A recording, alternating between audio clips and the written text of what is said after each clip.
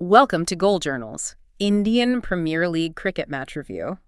Usually when we talk about a marathon, there's this collective expectation that the pack is just inevitably going to thin out. Right, yeah, of course. Like you reach those final few miles, and you have maybe one or two elite runners just breaking away, striding clearly toward the finish line. Exactly. While everyone else is sort of falling behind, gasping for air. Yeah. And the narrative is super clean. It's highly visible. You know exactly who is winning and, who is just barely surviving. Because the hierarchy establishes itself organically, right? Just through sheer endurance. I mean, we see it in almost every long format tournament across the globe. But see, then you look at the landscape of the 2026 IPL season right now, and that whole marathon logic is just completely shattered. Oh, totally. It's out the window. We aren't looking at a few frontrunners pacing themselves. We are looking at this terrifying, claustrophobic bottleneck. I mean, 8 different franchises are locked in this desperate photo finish just to survive. It's a traffic jam, a high-speed traffic jam. Exactly. So today, we are taking you inside this high-speed traffic jam. We're going microscopic on the tactical blueprints and, honestly, the very raw psychology of these teams. Because we really need to figure out what separates the dominators from the squads that are actively collapsing under the weight of all this. Right. And to really grasp how 8 teams are caught in this logjam, we kind of have to examine the anomaly at the top. We need to talk about the Gujarat Titans. Ah, yes, the Titans. Their entire season is defined by one thing: absolute suffocating bowling dominance. I was looking at their recent spells, and I just keep coming back to this idea of a highly calibrated security system. That's a great way to put it. Right. Like they bring a heavy shield to a sword fight, and it's just systematically snapping everyone else's blades in half. Which is, a profound inversion of the fundamental DNA of T20 cricket. Wait, what do you mean by that? Well, we have to frame this properly for you to really understand just how strange their dominance is. T20 was essentially engineered in a lab to be a batter's paradise. Oh, right. It's all about the massive hits. Exactly.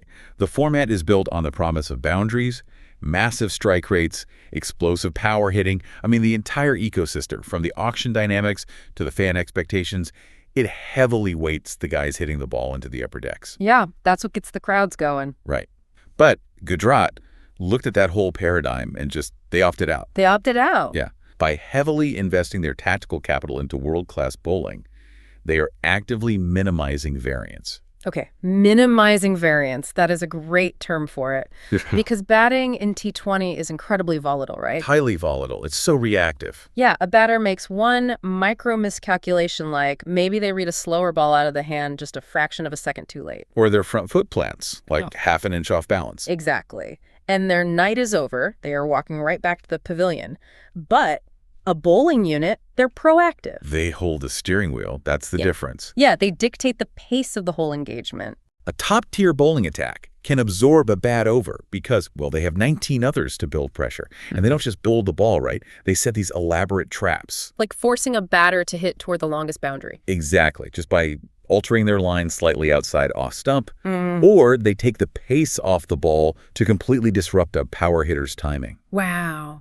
So in a tournament where the margin for error is just evaporated, a team that can methodically suffocate the opposition's run scoring, they aren't just winning games, they are mathematically stabilizing their entire season. So Gujarat is operating as this methodical, cold-blooded machine. But if you look slightly further down the top of the table, the emotional landscape is just pure chaos. Oh, it's night and day. We have Royal Challengers, Bangalore, RCB, and they are fighting tooth and nail, immense aggression, just trying to reclaim that prestigious #1 spot. And then on the complete opposite end of the psychological spectrum, right, we have the Kolkata Knight Riders, KKR, and they're trapped in this agonizing must-win scenario. It's like a high-speed drag race, but the drivers have completely different motivations for hitting the gas pedal. Yeah, the cognitive load on the athletes in those two dugouts is entirely different. Break that down for us. Well, for RCB, chasing the top spot is all about ambition. It's a forward-looking, aggressive mindset. When you are playing to secure absolute dominance, your psychology actually allows for calculated risks. So they feel looser. Exactly.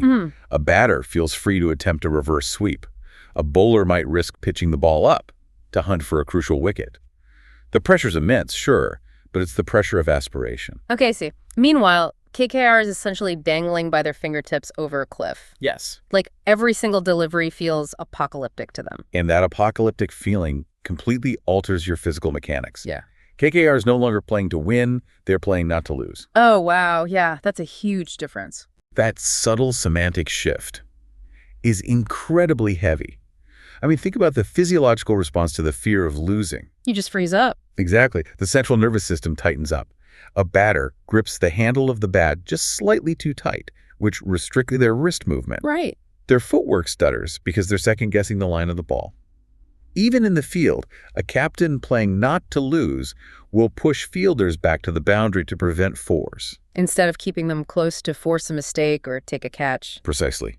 The psychological weight of mere survival actively degrades a team's physical and tactical execution. Which bridges perfectly into the actual gameplay anomalies we're seeing. Because, when that cognitive load gets too heavy, elite strategy just breaks down. Just falls apart completely. And these professional athletes start making absolutely baffling, unforced errors.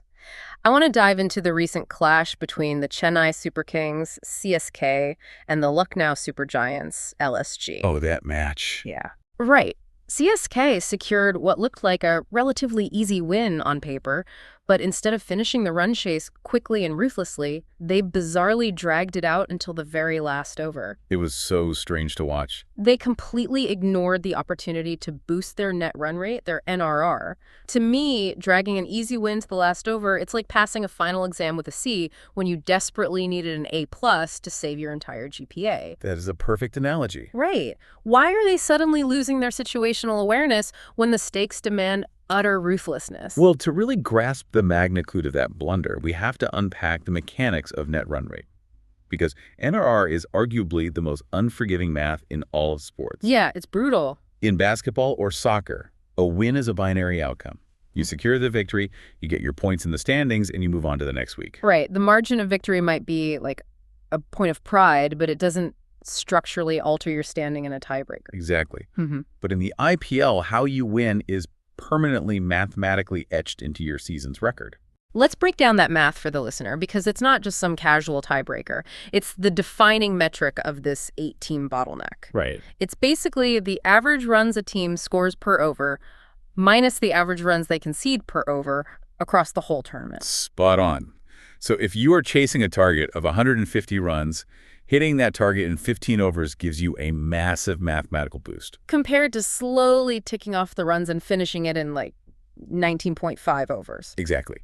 You are playing the opponent on the grass, sure, but you're also actively playing a spreadsheet in the dugout. The spreadsheet, yeah. And the dual processing required for that is staggering. NRR completely rewrites a team's risk profile during a live game. How so? Think about it.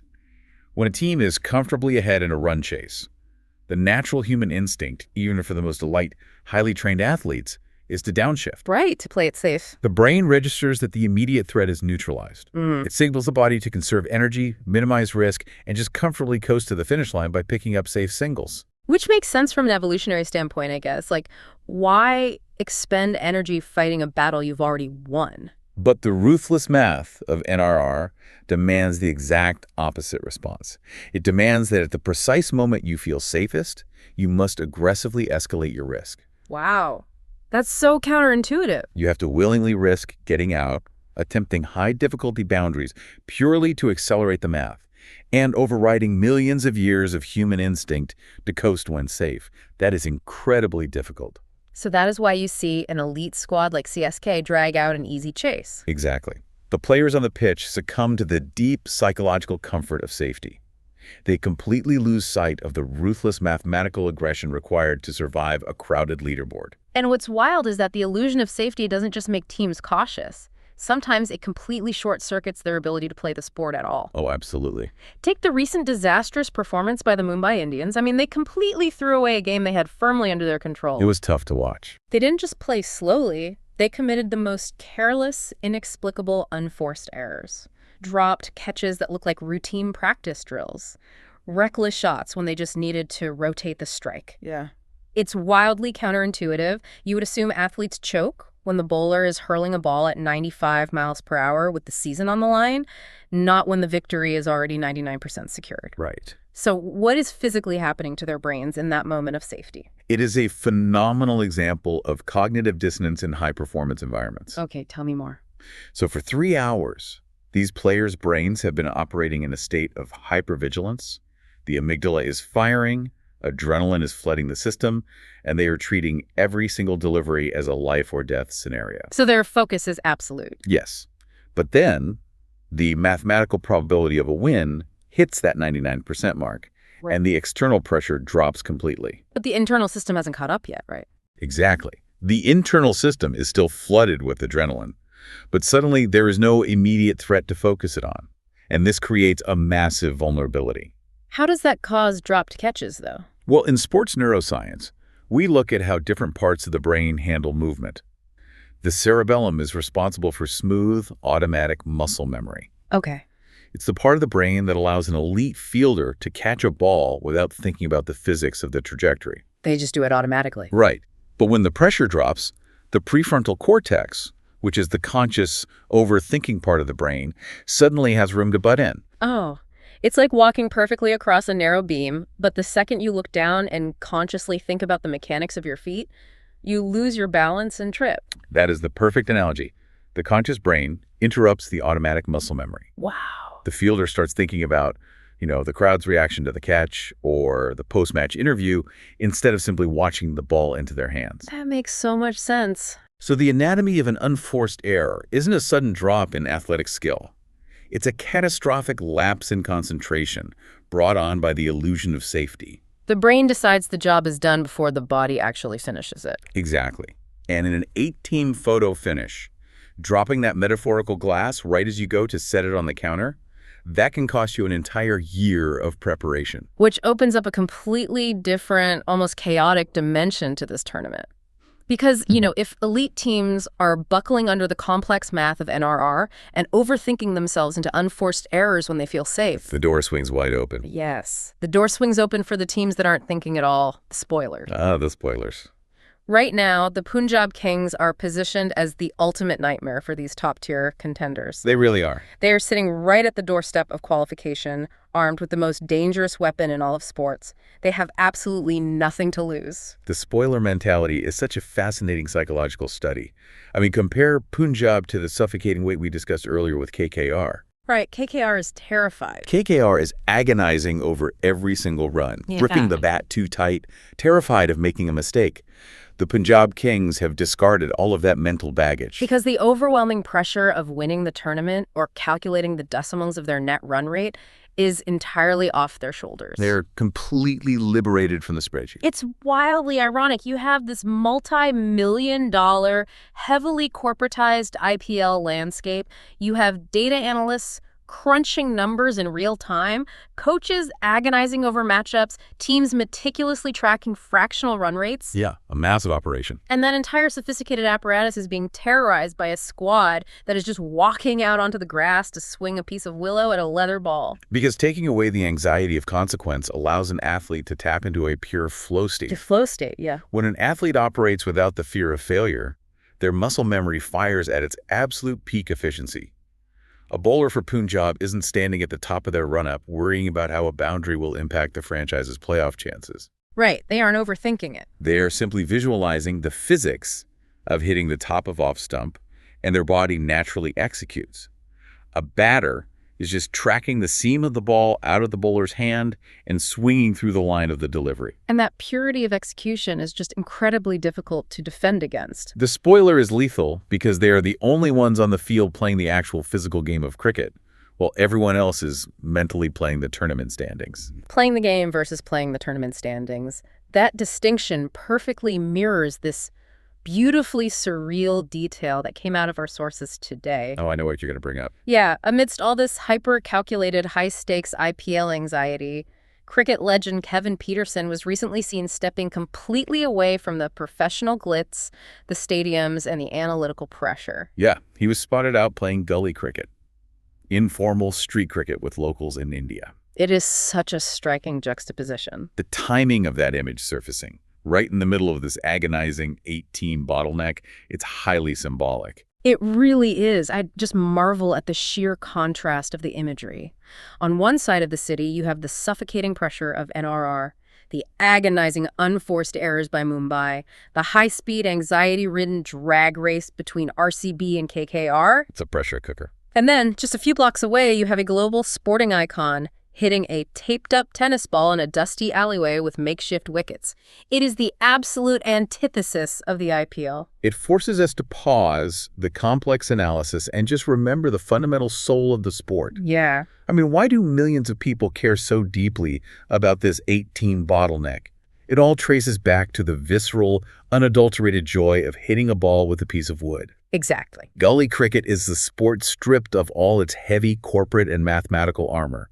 There are no franchise owners evaluating your performance. There's no net run rate to calculate in your head. No prefrontal cortex interrupting your muscle memory. Right, because you aren't afraid of losing your spot on the team. There is only the pure passion for play. It radically grounds everything we've been talking about in this deep dive. We spend so much time analyzing the tactical breakdowns and the psychological fragility of these squads, we forget that at its absolute core, beneath the millions of dollars and the stadium lights, it is just a game meant to be played. And Peterson playing in the streets isn't just a heartwarming anecdote, right? Oh. It is the literal psychological antidote to the choking and tension we are dissecting. That's a great point. The players in the IPL who can find a way to channel even a fraction of that gully cricket mentality, that freedom of movement, that joy of the contest, that complete absence of fear, those are the athletes who will survive this bottleneck. They are the ones who can override the paralyzing math and just watch the ball. Exactly. So, bringing all these threads together for you, this 2026 IPL season isn't just a cricket tournament anymore. It is an absolute masterclass in extreme pressure management. Definitely. We've seen the Gujarat Titans prove that deploying a methodical, proactive security system through bowling can actively suffocate the chaos of variance. Yeah. We've dissected the sheer terror of the net run rate, this unforgiving mathematical ghost that demands ruthless aggression and forces teams into agonizing blunders when they try to coast. It really is a ghost hovering over them. We've watched giants like the Mumbai Indians physically collapse, not from the pressure of losing, but because the sudden illusion of safety causes their conscious brains to sabotage their own muscle memory. Which is still so crazy to... Ultimate spoilers, armed with the devastatingly simple weapon of having absolutely nothing left to lose. The tactical and psychological lessons embedded here, they extend far beyond the boundaries of a cricket pitch. I mean, these are case studies in human performance. Absolutely. Think about it. Whether you are managing a massive, complex project at work with a dozen moving parts, navigating an incredibly tight deadline, or just trying to survive your own high-stress, everyday bottlenecks, understanding this dynamic is a massive advantage. It really applies everywhere. You have to find that delicate balance between aggressive execution, boosting your own personal net run rate when you have the advantage, and being hyper-aware of the trap of unforced errors the second you start feeling too safe. Because you can't let your conscious brain trip up your execution right at the finish line. Exactly. It's something I want to leave you thinking about as you watch these final matches unfold, or, as you face your own high-pressure scenarios. What's that? Well, we've spent this entire time analyzing how the immense corporate pressure of the IPL forces the most elite players in the world to make foolish mistakes, to second-guess their own instincts, and to basically mentally crumble. Right.